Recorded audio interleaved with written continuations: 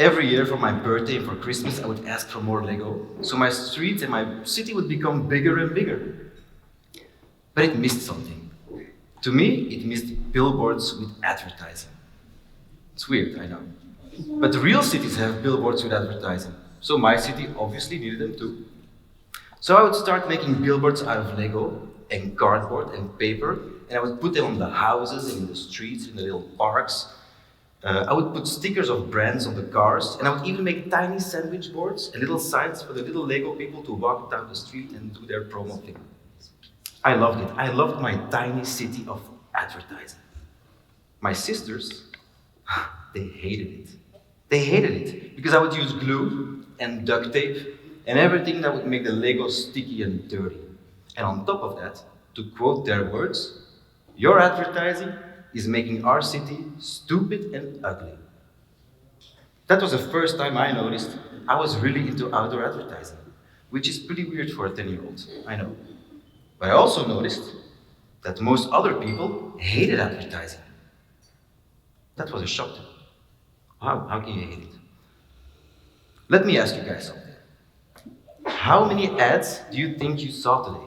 Raise your hand. Everybody raise their hand. If you think you saw more than 10 ads today. 10 ads. All right. Keep your hands up if you think it's more than 100 ads. That's still a lot. Now keep your hands up if you think it's more than 1,000 ads a day. I see a couple. Well, the ones with their hand, you're actually right. We see thousands of ads every day without even noticing it. The past 2 decades, a bunch of new media have entered our lives. We have the classic media like TV, radio, outdoor advertising. But now we also have the smartphones, and we have social media and all kinds of apps. And what do we see there? Ads. More ads. Thousands of ads every single day. So what do we do with them? What do we do with these ads? We skip them. I love skipping ads. All the time. I love skipping them. We ignore them, we avoid them, we block them. I don't know what we do. We fast forward them. We even pay streaming services like Netflix to watch our shows ad-free. We actually pay money to not see ads. We never used to do that. And now we do, without hesitation. You know what the worst part is? That the ads that we are forced to see on all our apps and phones, they're wasteful, forgetful. Nobody cares about them. And yet, every year, again and again, billions of marketing money is being spent on these temporary ads.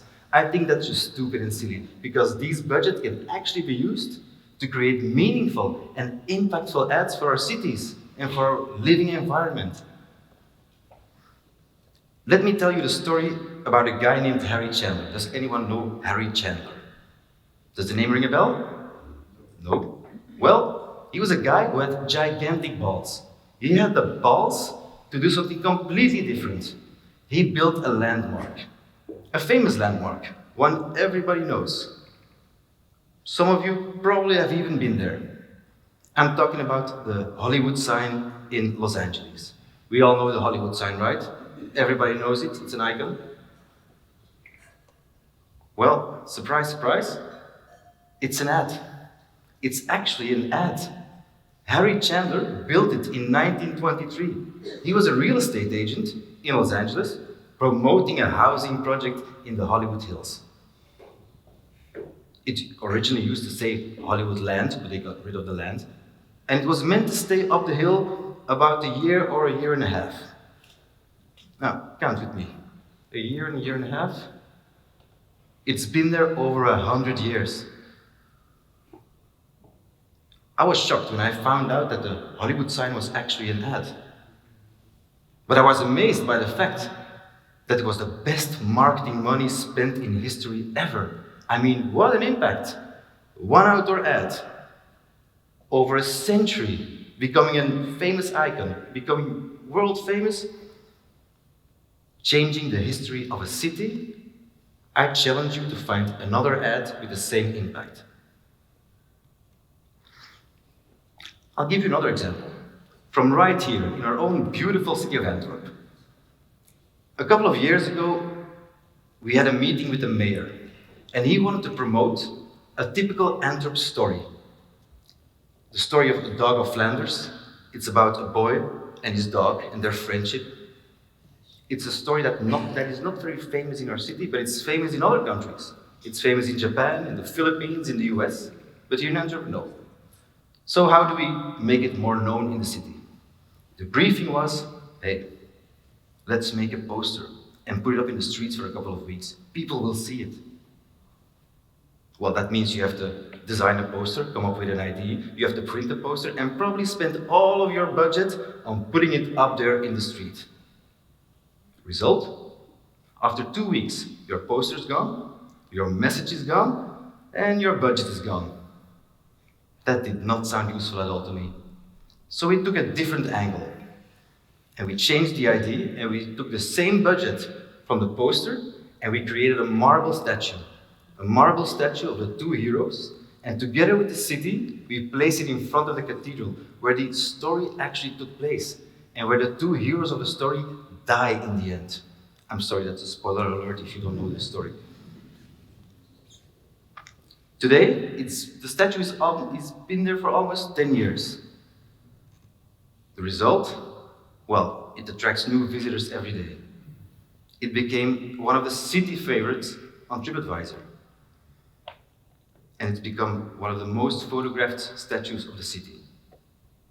Even more than Rubens, our famous painter, for which I'm sorry, Rubens, that was not what we meant to do. But this project made me realize even more how big the impact of outdoor advertising can be on our society. I can hear you think, big project. What if I'm a brand who's selling insurance, real estate, air fryers, I don't know.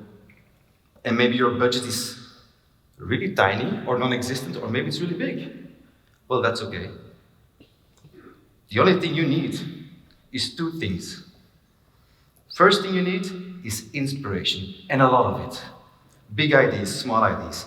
I collected all my favorite out-of-home campaigns from the last 20 years, and I've been posting them on LinkedIn every day just to show other people, other marketeers, other CEOs, other companies, that it's really possible to create an impactful ad that people actually like and appreciate. Second thing you need is gigantic balls, like Harry Chandler. Because the gigantic balls are so important, because next time you see a weird idea, just give it a shot. Say yes to a weird idea if you see one, because they also did it, and the impact was clear. Next time a creative walks into your office and he's carrying a bunch of ideas, just say yes to the weird idea. Because today, weird works. Weird will get you the attention today. Weird will get you the views. Because today, if you post a clever, funny, or weird billboard that you have created online, you will get the online views on top. Because people appreciate good ads and like and comment and share on them, but they will ignore the bad ones. So you invest in an outdoor campaign, but you get the online views on top for free. So next time you see a good idea and you're doubting, just think about Harry Chandler and his gigantic balls and say yes to the weird idea. Keep that in mind. And to end this talk, I would like to have one last question, and that is for if anyone at Lego sees or hears this talk, please, how about finally making an outdoor billboard Lego set for all those tiny little Lego cities out there of all these other kids, so they can have some good ads, and also for my sisters, of course, so they can stop hating advertising. Thank you.